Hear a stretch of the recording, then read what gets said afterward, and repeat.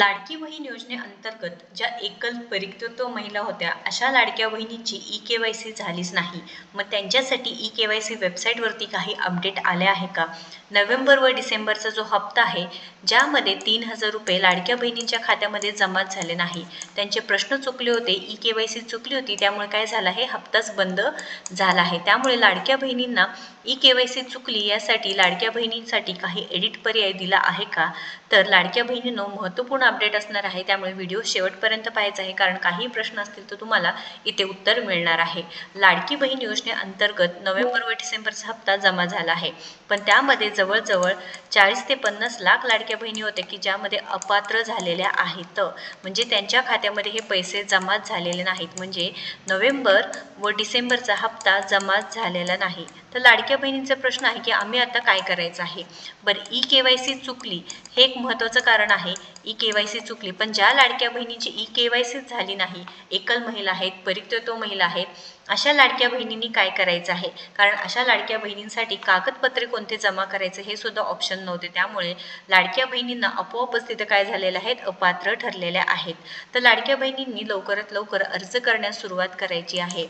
तर ई-के-वाय-सी करताना जी काही लाडक्या बहिणींना ऑप्शन देण्यात आले होते वेबसाईटवरती की ई-के-वाय-सी प्रक्रिया राबवित असताना लाभार्थ्यांकडून पर्याय निवडताना संभ्रम असल्यामुळे ई-के-वाय-सी करताना चूक झाल्या असल्यास व पती किंवा वडील हयात नसल्यास घटस्फोटित लाभार्थ्यांना ई-के-वाय-सी प्रक्रिया किंवा ज्यांची ई-के-वाय-सी झालेली नाही, पण त्यामध्ये एकल महिलांचं काय, ज्यांचे पती किंवा वडील दोघांनीही सोडलेलं आहे, अशा लाडक्या बहिणींची ई-के-वाय-सी झालेलीच नाही. मग सरकारने ती जबाबदारी का घेतली नाही? कारण यामध्ये सुद्धा भरपूर लाडक्या बहिणी होत्या की ज्यांची ई-के-वाय-सी राहिली होती, ज्यांच्याकडे कागदपत्रे कोणतेही नव्हते, त्याच्यामुळे ते काय झालेले आहेत, अपात्र ठरले आहेत व त्यांचे पूर्णपणे पैसे बंद झालेले आहेत. आता ही जी काही वेबसाईट होती लाडकी बहीण योजनेअंतर्गत पूर्णपणे ही ई-के-वाय-सी करण्याची वेबसाईट बंद झालेली आहे. तर ई-के-वाय-सी चुकल्यामुळे काय झालेलं आहे, लाखो लाडक्या बहिणींना लाभापासून वंचित राहिलेले आहे. तर त्या लाडक्या बहिणींनी लवकरात लवकर काय करायचं आहे, जिल्हा महिला व बालकल्याण विभागाकडे शासनाकडे पत्र देण्यात आलेलं आहे. तर लाडकी बहीण योजनेचा लाभ बंद झाल्यामुळे दररोज मोठ्या संख्येने महिला चौकशीसाठी महिला व बालकल्याण विभागात येत आहेत. आधार कार्डच्या आधारे तपासणी केल्यानंतर संबंधित महिलांचे योजनेतील लाभ बंद झाल्याचे स्पष्ट होत असल्याची माहिती समोर येत आहे. तर शासनाची चूक असल्यामुळे नक्कीच इथे तुम्ही पाहू शकता प्रश्न खूप वेगळे होते. म्हणजे काय, प्रश्न इतके अवघड होते की लाडक्या बहिणींना ते प्रश्नाचे उत्तर देता आलं नाही. माझ्या कुटुंबातील सदस्य नियमित कायम कर्मचारी म्हणून सरकारी विभाग किंवा उपक्रम मंडळ, भारत सरकार किंवा राज्य सरकारच्या स्थानिक संस्थेमध्ये कार्यरत नाही किंवा सेवानिवृत्तीनंतर निवृत्ती वेतन घेत नाहीत.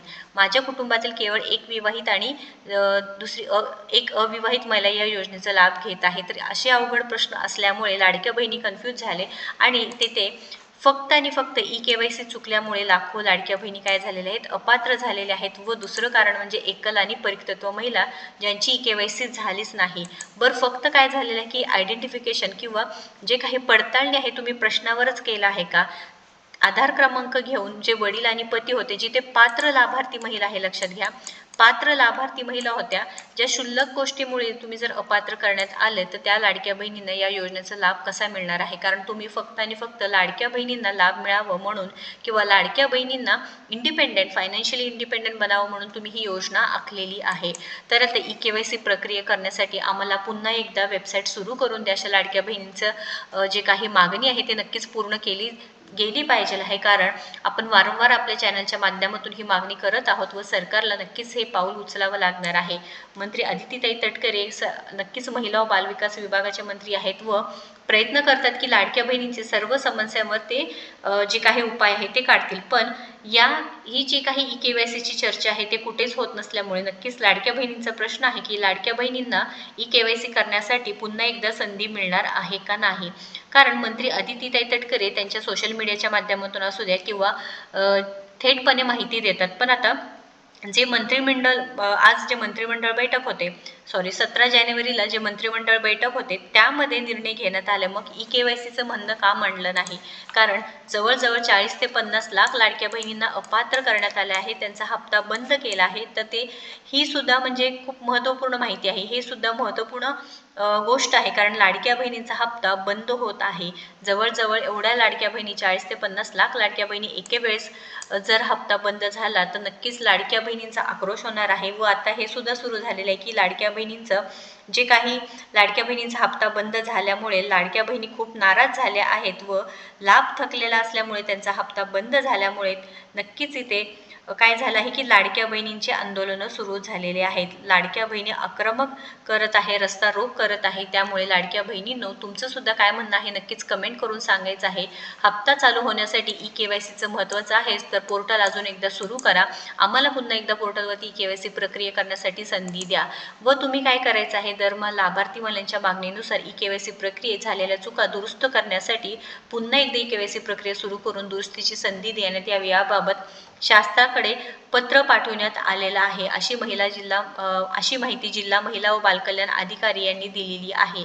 तर लक्षात घ्या, तुम्ही सुद्धा लवकरात लवकर हे अर्ज करण्यास सुरुवात करा. जास्तीत जास्त अर्ज पत्र शासनाकडे गेले पाहिजे आहे, जेणेकरून काय होईल की लाडक्या बहिणींना किती गरज आहे ते नक्कीच सरकारला लक्षात येईल व वेबसाईट लवकरात लवकर सुरू करतील. KYC मध्ये एडिटचा पर्याय देतील.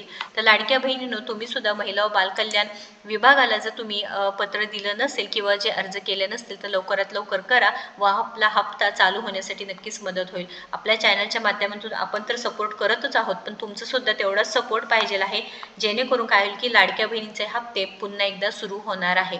महत्त्वपूर्ण अपडेट असणार आहे. जास्तीत जास्त आपल्या लाडक्या बहिणींना शेअर करा व अशाच महत्त्वपूर्ण माहितीसाठी आपल्याला सबस्क्राईब करा. धन्यवाद.